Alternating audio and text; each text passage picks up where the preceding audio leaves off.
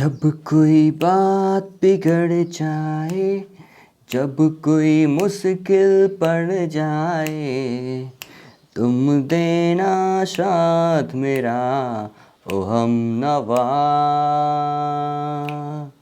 ओ हम नवा।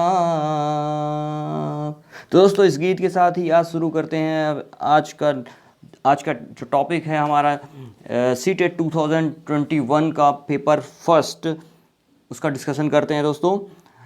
तो आइए दोस्तों, आप आई होप आप लोग सब मस्त होंगे, व्यस्त होंगे बिल्कुल। तो थोड़ा सा यहाँ पे देख लेते हैं, कंसंट्रेट कर लेते हैं, थोड़ा सा डिस्कस कर लेते हैं। और एग्ज़ाम की तैयारी आप लोग बिल्कुल बढ़िया चल रही होगी आप लोग की। तो आइए शुरू करते हैं। क्वेश्चन नंबर फर्स्ट, विविध पृष्ठभूमि के अधिगमकर्ताओं को संबोधित करने हेतु एक अध्यापक को, विविध पृष्ठभूमि के अधिगमकर्ताओं मतलब अलग अलग, in order to address learner from diverse background, मतलब अलग अलग बैकग्राउंड से जो लर्नर हैं उनको क्या करने के लिए, हमें संबोधित करने के लिए एक टीचर को क्या होना चाहिए, टीचर शुड क्या होना चाहिए, सभी के लिए मानकीकृत आकलों का इस्तेमाल करना चाहिए या ऐसे कथनों का इस्तेमाल करना चाहिए। सेकंड जो ऑप्शन है, कहना चाहिए जो नकारात्मक रूढ़िबद्ध धारणाओं को मजबूत करे। और तीसरा है विविधता संबंधी मुद्दों पर बातचीत टालनी चाहिए। और लास्ट ऑप्शन है विविध विन्यासों से उदाहरण लेने चाहिए। तो इसका जो सही ऑप्शन होगा वो होगा फोर्थ ऑप्शन, जो होगा वो सही होगा इसमें। फोर्थ, विविध विन्यासों से उदाहरण लेने चाहिए, draw example from diverse setting. Second question है समस्या समाधान क्षमताओं को किस प्रकार सुसाध्य किया जा सकता है, problem solving abilities can be facilitated bye, समस्या समाधान क्षमताओं को किस प्रकार सुसाध्य किया जा सकता है, जो समस्या समाधान क्षमताएं उनको किस प्रकार क्या किया जा सकता है, फैसिलिटेट किया जा सकता है, कैसे सुसाध्य किया जा सकता है। तो यह पहला जो ऑप्शन है, समरूपों के इस्तेमालों को बढ़ावा देकर, विद्यार्थियों में डर की भावना पैदा कर, लगातार अभ्यास और कार्यान्वयन पर जोर देकर, समस्याओं के हल हेतु अटल प्रक्रिया के इस्तेमाल को बढ़ावा देकर। तो दोस्तों यहाँ पे सबसे पहले तो यहाँ पे सही जो ऑप्शन होगा वो क्या होगा, समरूपों के इस्तेमाल को बढ़ावा देकर, समरूपों के इस्तेमाल को बढ़ावा देकर। फर्स्ट जो ऑप्शन होगा वो होगा करेक्ट आंसर होगा इसका। नेक्स्ट क्वेश्चन है अधिगम कठिनाइयों से जूझते छात्रों की जरूरतों को संबोधित करने के लिए, अधिगम कठिनाइयों से जूझते छात्रों की जरूरतों को संबोधित करने के लिए एक अध्यापक को क्या नहीं करना चाहिए। दोस्तों क्या नहीं करना चाहिए, यहाँ पे नहीं ऑप्शन, नहीं जो है नहीं वर्ड यूज़ किया गया है, शब्द यूज किया गया है। तो क्या नहीं करना चाहिए, व्यक्तिगत शैक्षिक योजना बनाना, शैक्षिक योजना तो बनाना चाहिए। दूसरा है शिक्षा शास्त्र और आकलन की जटिल संरचनाओं का प्रयोग, जटिल संरचनाओं का प्रयोग यहाँ पे जो है। अब देखते हैं नेक्स्ट ऑप्शन भी देख लेते हैं, दृश्य श्रव्य सामग्रियों का इस्तेमाल, दृश्य श्रव्य सामग्रियों का इस्तेमाल तो करना चाहिए, बिल्कुल करें। संरचनात्मक शिक्षा शास्त्रीय उपागमों का इस्तेमाल। तो यहाँ पे जो निगेटिव आंसर जो जा रहा है वो है सेकेंड जो आंसर जा रहा है निगेटिव जा रहा है, इसलिए इसका जो आंसर होगा सही, ये नहीं करना चाहिए। क्या शिक्षा शास्त्र आकड़ों का जटिल संरचना का प्रयोग नहीं कर, ये चीज़ें नहीं करना, जटिल संरचना का प्रयोग हमें नहीं करना चाहिए, बाकी चीज़ें सब कुछ करने चाहिए सिर्फ सेकेंड को छोड़ के। इसलिए आप क्वेश्चन मेरे दोस्तों क्वेश्चन को जरूर पढ़ें तब उसके बाद आंसर दें। कभी कभी कन्फ्यूज़न में लोग गलत करके चले आते हैं। सृजनात्मकता की पहचान का मुख्य लक्षण क्या है? सृजनात्मकता की पहचान का मुख्य लक्षण, पहला जो ऑप्शन है अति सक्रियता, दूसरा असतर्कता, तीसरा ऑप्शन है कम परिज्ञानता बोधगम्यता, चौथा ऑप्शन है अपसारी चिंतन।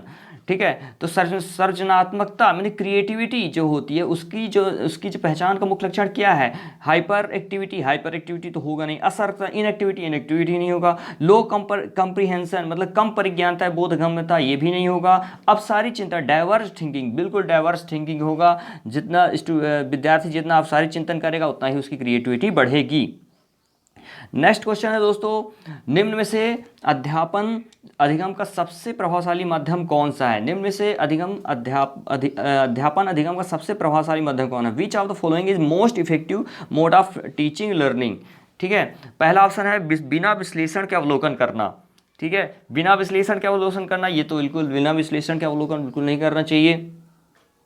फिर है इसके बाद दूसरा जो ऑप्शन अनुकरण नकल, अनुकरण नकल दोहराना, अनुकरण नकल भी दोहराना नहीं चाहिए। विषय वस्तु को यंत्रवत याद करना, मतलब उसको रटना, यंत्रवत मतलब रटना, बिल्कुल रटना नहीं चाहिए। संकल्पनाओं के बीच संबंध खोजना, बिल्कुल कॉन्सेप्ट के बीच जो रिलेशन होता है उसके बीच जो संबंध खोजना चाहिए। यही जो ऑप्शन होगा आपका बिल्कुल सही सटीक आंसर होगा, इसके फोर्थ आंसर सही होगा। नेक्स्ट है एक अध्यापिका को दिए गए किसी कार्यकलाप में छात्रों को विभिन्न त्रुटियों का विश्लेषण करना चाहिए।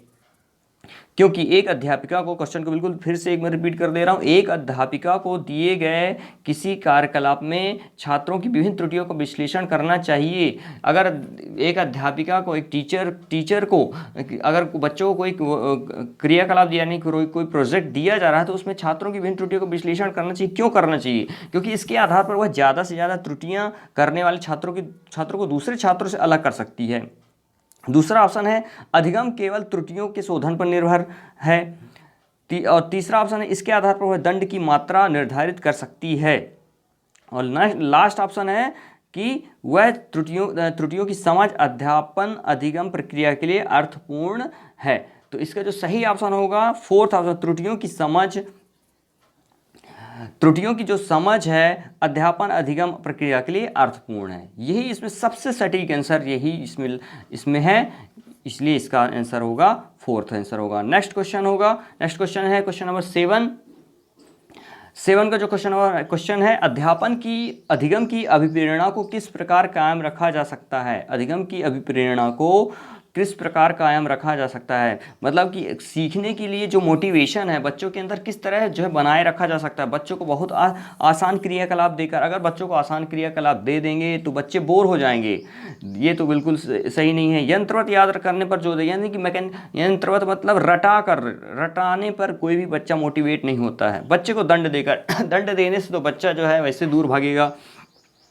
लास्ट ऑप्शन है प्रवीणता अभिमुखी लक्ष्यों पर जोर देकर, बिल्कुल सही आंसर है, फोर्थ आंसर जो है होगा आपका सही होगा। नेक्स्ट क्वेश्चन है क्वेश्चन नंबर 8, शर्मिंदगी सेम जिसको बोलते हैं बच्चों को अधिगम हेतु अभिप्रेरित करने के लिए बहुत प्रभावशाली है। शर्मिंदगी से क्या बच्चे प्रभावित जो है शर्मिंदगी से क्या बच्चे मोटिवेटेड होते हैं? आगे देखते हैं। नेक्स्ट ऑप्शन है क्या भाव को अध्यापन अधिगम प्रक्रिया में बारंबार पैदा करना चाहिए। क्या शर्मिंदगी बच्चों के अंदर बार बार पैदा करनी चाहिए? फिर आगे देखते हैं का संज्ञान से कोई संबंध नहीं है। फिर लास्ट ऑप्शन है का संज्ञान पर नकारात्मक प्रभाव पड़ सकता है, बिल्कुल सही आंसर, फोर्थ आंसर जो होगा वो बिल्कुल सही आंसर है।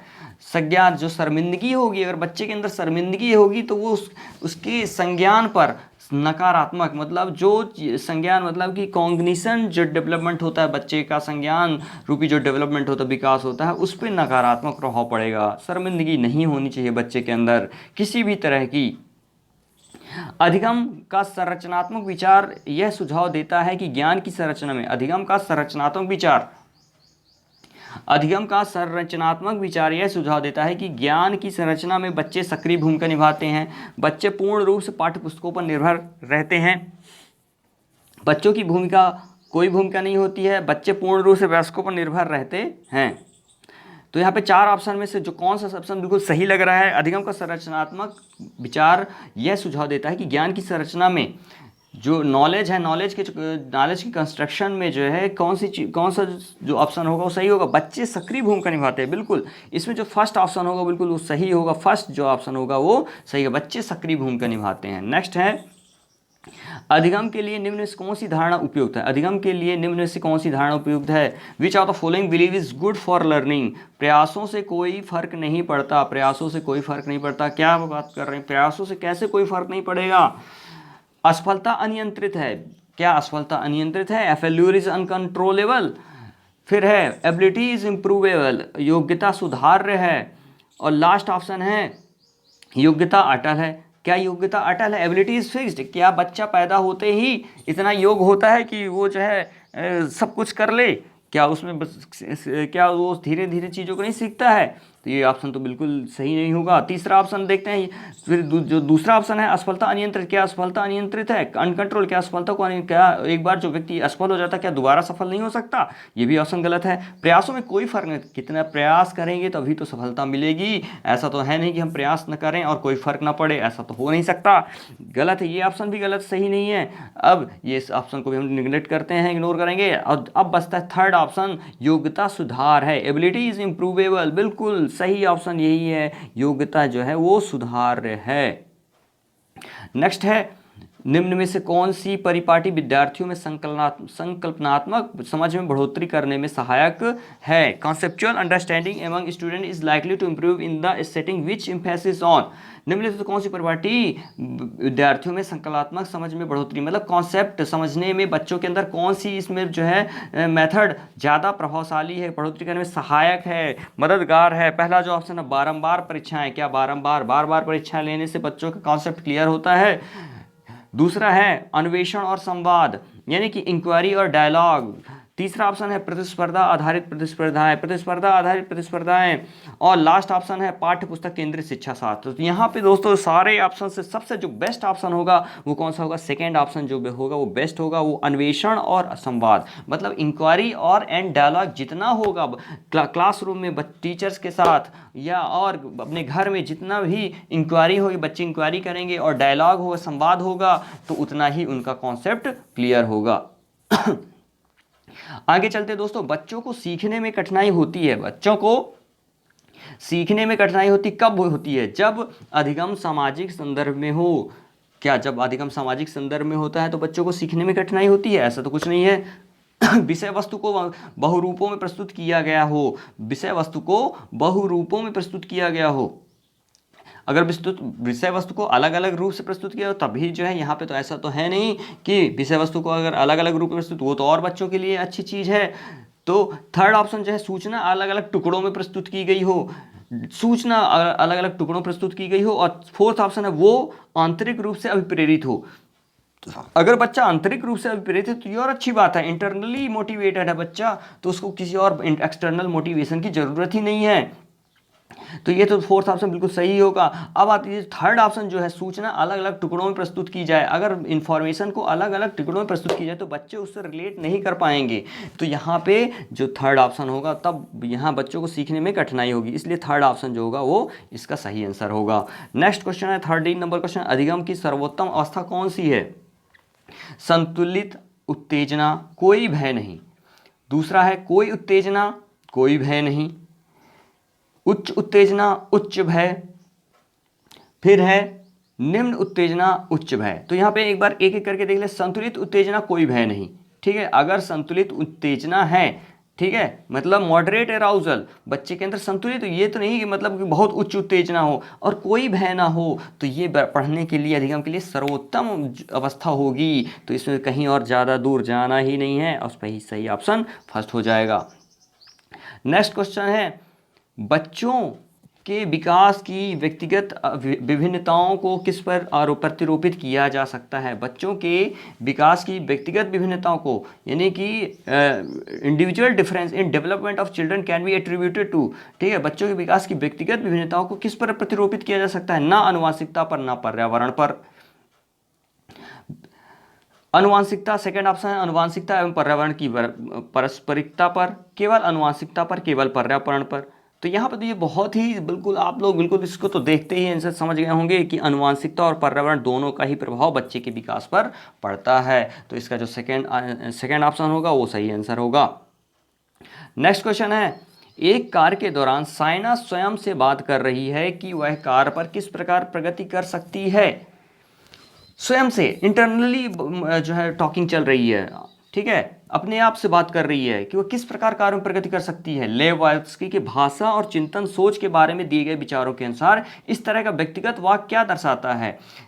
वाइगोत्स्की जो हमारे मनोवैज्ञानिक, उनके अनुसार अगर स्टूडेंट या विद्यार्थी अपने आप से बातें कर रहा है, अपने आप से चिंतन कर रहा है, तो इस तरह की जो व्यक्तिगत बात होगी वो क्या दर्शाता है? आत्मकेंद्रिता दर्शाता है, मनोवैज्ञानिक विकार दर्शाता है, संज्ञानात्मक अपरिपक्वता दर्शाता है, या स्वनियमन दर्शाता है?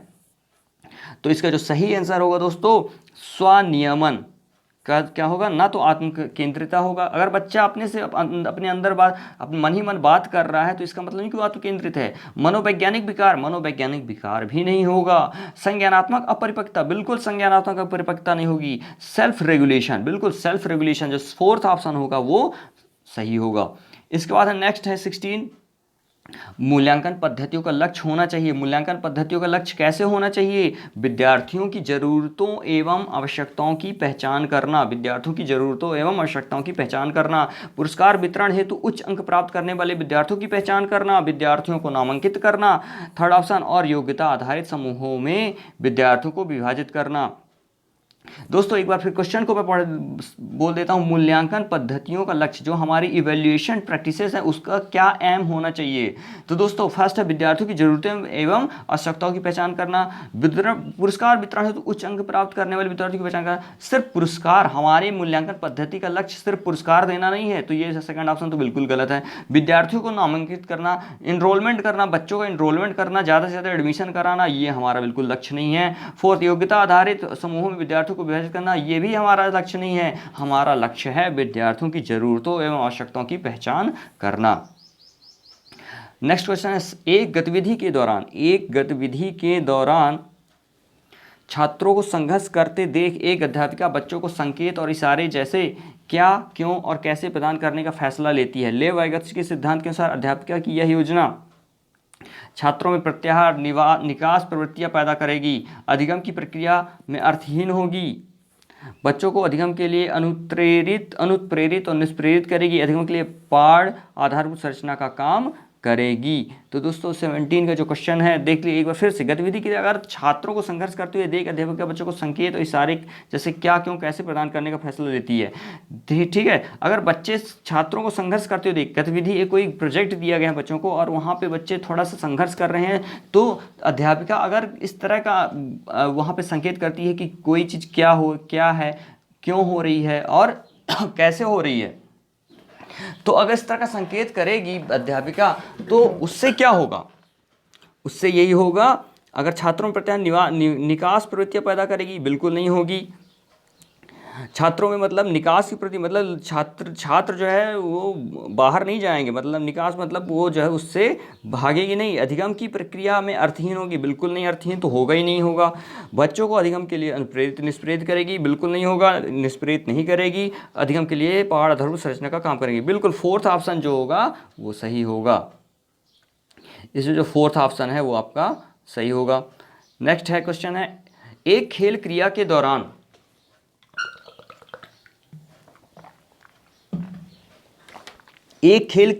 दौरान चोट लगने पर रोहन रोने लगा। यह देखकर उसके पिता ने कहा, लड़कियों की तरह व्यवहार न करो, लड़के रोते नहीं हैं। पिता का यह कथन क्या है? लैंगिक भेदभाव को कम करता है, लैंगिक समानता को बढ़ावा देता है, लैंगिक रूढ़िवादिता को दर्शाता है, लैंगिक रूढ़िवाद को चुनौती देता है। थर्ड, इसमें तो सीधे सीधे समझ में आ रहा है कि ये तो भाई लैंगिक रूढ़िवादिता को बढ़ावा दे रहा है ये कथन, तो इसमें तो कुछ सोचने की ज़रूरत ही नहीं है। क्या बच्चे जो है लड़कियों की तरह व्यवहार ना करो, ये तो बिल्कुल रूढ़िवादिता वाली बात हो गई। एक प्रगतिशील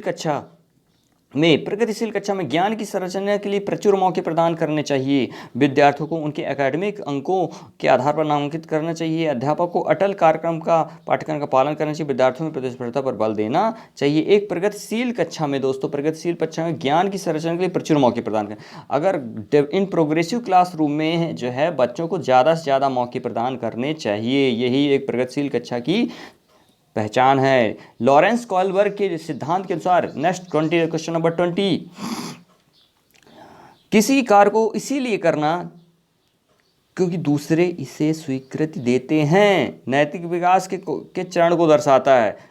कौन से चरण को दर्शाता है दोस्तों? यहाँ पे उत्तर प्रथागत, अमूर्त संक्रियात्मक, प्रथा पूर्व या प्रथागत। तो सही आंसर होगा कैसा होगा? एक बार फिर से यहाँ पे चारों ऑप्शन देख लें। Post conventional, forward conventional, pre conventional या कन्वेंशनल।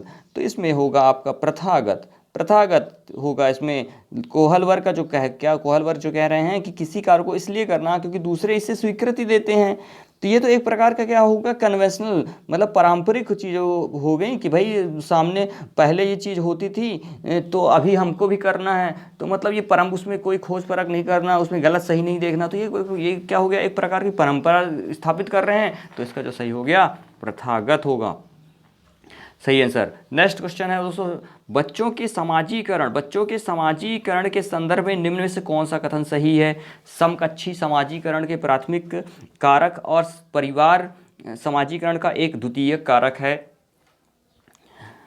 बच्चों के समाजीकरण के संदर्भ में निम्न से कौन सा कथन सही है? बच्चों का समाजीकरण, ठीक है, समाजीकरण से आप समझते ही हैं, तो उससे कौन सा कथन सही है? समकक्षी समाजीकरण के प्राथमिक कारक हैं। समकक्षी समाजीकरण, समकक्षी मतलब जो क्लासरूम में जो बच्चे के साथ जो पढ़ते हैं वो समकक्षी जो होंगे वो प्राथमिक कारक हैं, और परिवार समाजीकरण का एक द्वितीय कारक है। सेकेंड ऑप्शन देखते, परिवार एवं जनसंचार दोनों समाजीकरण के द्वितीय कारक हैं। परिवार एवं जनसंचार दोनों समाज के द्वितीय कारक हैं। तीसरा, विद्यालय समाजीकरण का द्वितीय कारक है, परिवार समाजीकरण का प्राथमिक कारक है।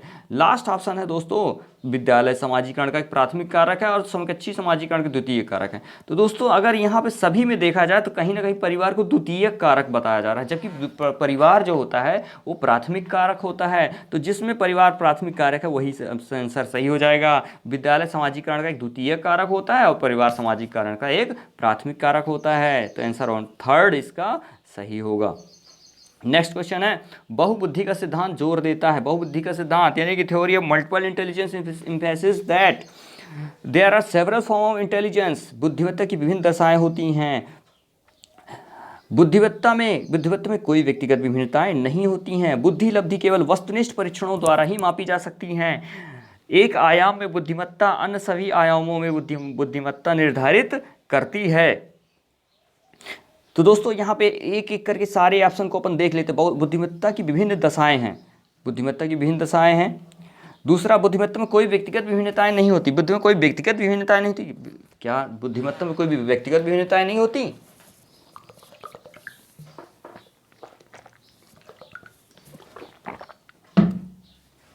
ऐसा तो नहीं है, हर व्यक्ति की बुद्धिमत्ता अलग अलग होती है। बुद्धि लब्धि केवल वस्तुनिष्ठ परीक्षणों के द्वारा मापी जा सकती है, ऐसा कुछ नहीं। बुद्धि लब्धि तो बहुत सारी मेथड जो है उसको मापने की। एक आयाम में बुद्धिमत्ता अन्य सभी आयामों में बुद्धिमत्ता निर्धारित करती है। एक आयाम में बुद्धिमत्ता अन्य सभी आयामों में, ऐसा तो नहीं है एक चीज़ में हमने किसी की जो है बुद्धिमत्ता देख ली तो वो सभी में उसी तरह वो जो रहेगा, ऐसा तो नहीं है। बुद्धिमत्ता की विभिन्न दशाएं हैं, इसका जो फर्स्ट ऑप्शन होगा वो सही एकदम करेक्ट होगा। चारों में से सबसे बेस्ट जो ऑप्शन होगा वो फर्स्ट होगा, बुद्धिमत्ता की विभिन्न दशाएं होती, there are several form of intelligence, ठीक है। जीन पियाजे के संज्ञानात्मक विकास के सिद्धांत के बारे में बात करें, अगर जीन पियाजे के संज्ञानात्मक विकास के सिद्धांत में पूर्व संक्रियात्मक अवस्था में विकास का मुख्य गुण क्या होता है? The pre operational stage in Jean पियाजे theory of cognitive development characterises, पहला है परिकल्पित निगमनात्मक सोच, हाइपोथेटिको डिडक्टिव थिंकिंग। दूसरा है संरक्षण और पदार्थों को क्रमबद्ध करने की क्षमता। तीसरा है अमूर्त सोच का विकास यानी कि डेवलपमेंट ऑफ एब्स्ट्रैक्ट थिंकिंग। और फोर्थ ऑप्शन है विचार सोच में विकेंद्रीकरण, मतलब सेंट्रेशन इन थॉट, ठीक है। तो दोस्तों एक बार फिर क्वेश्चन, जीन पियाजे के संज्ञानात्मक विकास का सिद्धांत पूर्व संक्रियात्मक अवस्था में किस में विकास का मुख्य गुण क्या है? प्री ऑपरेशनल पीरियड में विकास का मुख्य गुण क्या है? ठीक है, तो प्री ऑपरेशनल पीरियड में जो विकास का जो मुख्य गुण होगा वो होगा विचार सोच में केंद्रीकरण, सेंट्रेशन थॉट। बच्चा पूर्व संक्रियात्मक अवस्था में किस तरह सोच हो जाती है बच्चे की? केंद्रीकरण हो जाता है, बच्चे की सोच में केंद्रीकरण हो जाता है, विचार सोच में केंद्रीकरण हो जाता है, सेंट्रेशन हो जाता है। तो इसका जो फोर्थ ऑप्शन होगा वो सही होगा। नेक्स्ट क्वेश्चन है दोस्तों, विकास के संदर्भ में निम्न में से कौन सा कथन सही है? विकास के संदर्भ में निम्न में से कौन सा कथन सही है? विकास केवल बाल्यावस्था के दौरान ही होता है, विकास बहुआयामी होता है, विकास की दर सभी संस्कृतियों में सभी के लिए समान होती है, विकास केवल विद्यालय में होने वाले अधिगम से ही होता है। तो दोस्तों यहाँ पे देखते हैं कि विकास जो है, विकास के संदर्भ में कौन सा कथन सही है? विकास के संदर्भ में निम्न से कौन सा कथन सही है? विकास केवल बाल्यावस्था के दौरान होता है। क्या विकास बाल्यावस्था के दौरान सिर्फ होता है? विकास तो जन्म शैशवावस्था से जीवन पर्यंत तक होता है। विकास बहुआयामी होता है। बिल्कुल सही आंसर है, विकास बहुआयामी था, multi development is multi dimensional. ठीक है, इसका जो सही आंसर होगा वो क्या होगा आपका, सेकंड ऑप्शन वो होगा, सही होगा। बिल्कुल आगे जाने की जरूरत ही नहीं है हमें। लेव वाइगोत्स्की का सामाजिक सांस्कृतिक परिप्रेक्ष्य अधिगम प्रक्रिया में फिलिंदमेस के महत्व पर जोर देता है। अभिप्रेरणा, संतुलीकरण, सांस्कृतिक उपकरणों, गुणारोपण।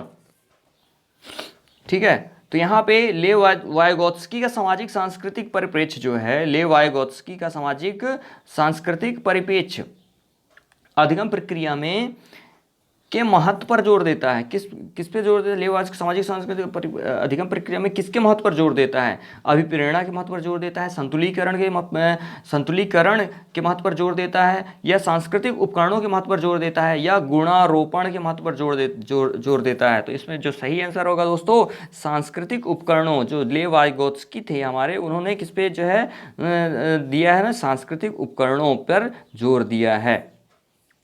इसके बाद नेक्स्ट जो क्वेश्चन है, जीन पियाजे ने अपने संज्ञानात्मक विकास के सिद्धांत में संज्ञानात्मक संरचनाओं को के रूप में वर्णित करते हैं।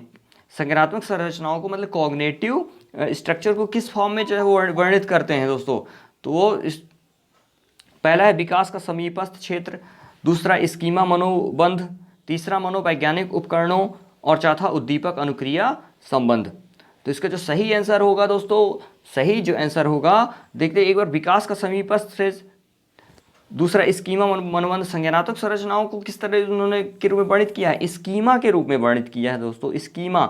ठीक है, जहाँ पे बहुत सारी मेमोरी जो स्टोर होती है उसको क्या उन्होंने कहा है, मेमोरी के फॉर्म में कोई बातें स्टोर होती है उसको क्या, उसका नाम दिया है उन्होंने स्कीमा। जीन पियाजे ने क्या नाम दिया है? स्कीमा नाम दिया है। तो इसका जो सही आंसर हो जाएगा वो क्या हो जाएगा आपका, स्कीमा, यानी कि सेकेंड ऑप्शन जो होगा वो सही होगा।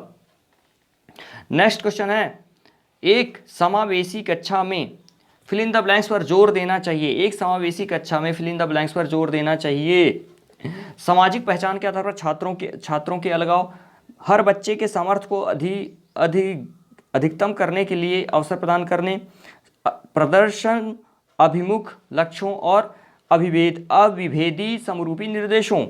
तो दोस्तों यहाँ पे जो हर बच्चे के सामर्थ्य को अधिकतम करने के लिए अवसर प्रदान करना, यही समावेशी कक्षा का उद्देश्य है। तो इसमें बिल्कुल समय बर्बाद ना करते हुए सेकंड जो ऑप्शन है वो आपका सही होगा। दिव्यांग जन, यानी कि according to the right of person with disabilities act 2016 which of the following term is appropriate to use. दिव्यांग जन अधिकार अधिनियम 2016 के अनुसार निम्न किस शब्दावली का प्रयोग उपयुक्त है? छात्र जिसे शारीरिक दिव्यांगता हो, छात्र जिसका अशक्त शरीर है, मंदित छात्र, या विकलांग छात्र। तो इसका जो सही आंसर होगा, छात्र जिसे शारीरिक दिव्यांगता है, स्टूडेंट विथ फिजिकल डिसेबिलिटी इस कॉल्ड, उसको क्या बोलेंगे अपन? दिव्यांगजन बोलेंगे। ठीक है दोस्तों, तो यहाँ जो आंसर हो जाएगा आपका फर्स्ट आंसर सही हो जाएगा। इसके बाद नेक्स्ट है, जन्म से किशोरावस्था तक बच्चों में विकास किस क्रम में होता है? जन्म से किशोरावस्था तक बच्चों में विकास किस क्रम में होता है? मूर्त, अमूर्त, सांवेदिक, अमूर्त, मूर्त, सांवेदिक, तीसरा संवेदिक, मूर्त, अमूर्त, फिर है अमूर्त, संवेदिक और मूर्त। तो दोस्तों देखो, मूर्त, अमूर्त, संवेदिक। देखिए सबसे पहले यहाँ तो मूर्त बोला जा रहा है, मूर्त जो चीज़ें हमें दिखाई नहीं देती, अमूर्त जो हम महसूस कर सकते हैं। ठीक है, मूर्त मतलब जो चीज़ें हमें सिर्फ दिखाई देती हैं, फिर अमूर्त जो महसूस की जा सकती, फिर संवेदिक। ठीक है, तो ऐसा तो नहीं है, बच्चा जो है पहले उसको ऐसा संवेदना, बच्चा रोता है पैदा जन्म से ही जो है रोना शुरू कर देता है, तो मतलब इमोशन तो प्रकट पहले ही करना शुरू कर देता है। तो यहाँ पे जो संवेदना है वो पहले प्रकट करता है, तो इसका जो सही ऑप्शन होगा थर्ड ऑप्शन होगा, यानी कि पहले संवेदना आएगी, फिर मूर्त मतलब जो चीज़ हाँ उसके आसपास दिखाई देती हैं। ठीक है, तो वो मूर्त हो गई। ठीक है, अमूर्त मतलब इसके बाद मूर्त उनसे पहले चीज़ें सीखेगा, फिर जब उसके बाद और जब बच्चा बड़ा होगा तो धीरे धीरे उसके अंदर फीलिंग आती जाएगी, यानी कि अमूर्त। ठीक है, अब्स्ट्रैक्ट जिसको फीलिंग बोलते हैं। ठीक है, तो इस तरह जो इसका जो आंसर होगा वो थर्ड आंसर होगा। एक प्रगतिशील कक्षा में व्यक्तिगत विभिन्नताओं को किस प्रकार देखा जाना चाहिए? एक प्रगतिशील कक्षा में व्यक्तिगत विभिन्नताओं को किस प्रकार देखा जाना चाहिए? योग्यता आधारित समूह बनाने का मापदंड, अध्यापन अधिगम प्रक्रिया की परियोजना के लिए महत्वपूर्ण, अधिगम की प्रक्रिया में बाधा, अध्यापक के पक्ष पर असफलता। दोस्तों, एक प्रगतिशील कक्षा में व्यक्तिगत विभिन्नताओं को किस प्रकार दिखाना जाना चाहिए। लास्ट क्वेश्चन है यहाँ पे चाइल्ड डेवलपमेंट का। एक प्रगतिशील कक्षा में विभिन्न विभिन्नताओं को किस प्रकार देखा जाना चाहिए। योग्यता आधारित समूह बनाने का मापदंड, ठीक है, क्या हम योग्यता आधारित समूह बनाने का मापदंड वहाँ पे उपयोग करते हैं। अध्यापन अधिगम प्रक्रिया की परियोजना के लिए महत्वपूर्ण, अध्यापन अधिगम प्रक्रिया की परियोजना के लिए महत्वपूर्ण होना चाहिए।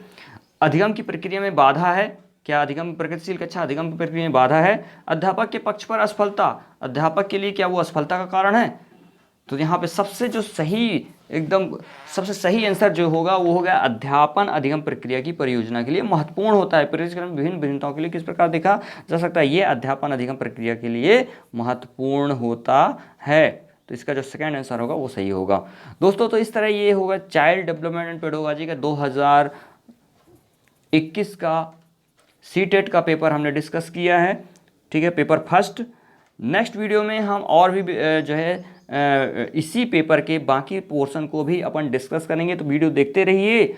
नेक्स्ट वीडियो को बिल्कुल नेक्स्ट वीडियो में हम यही डिस्कस करेंगे। इसके बाद जो नेक्स्ट जो क्वेश्चंस आएंगे उनको डिस्कस करेंगे, एक एक करके सारे क्वेश्चंस को अपन डिस्कस करेंगे, सारे क्वेश्चंस को। तो इस वीडियो में अगर आपको ये वीडियो अच्छा लगे तो लाइक करें, सब्सक्राइब करना ना भूलें दोस्तों, और वीडियो को शेयर करें जिससे ज़्यादा से ज़्यादा लोगों को ये वीडियो मिल सके और उनकी हेल्प हो सके। तो हमारी कोशिश यही है कि आपको ज़्यादा से ज़्यादा गाइडेंस मिलता रहे। आगे भी हमारी कोशिश रहेगी कि आप जो है बिल्कुल आपको अच्छे से अच्छा गाइडेंस दिया जाए, अच्छे से अच्छा नॉलेज दिया जाए। तब तक मिलते हैं नेक्स्ट वीडियो में, तब तक के लिए जय हिंद, जय भारत, टेक केयर।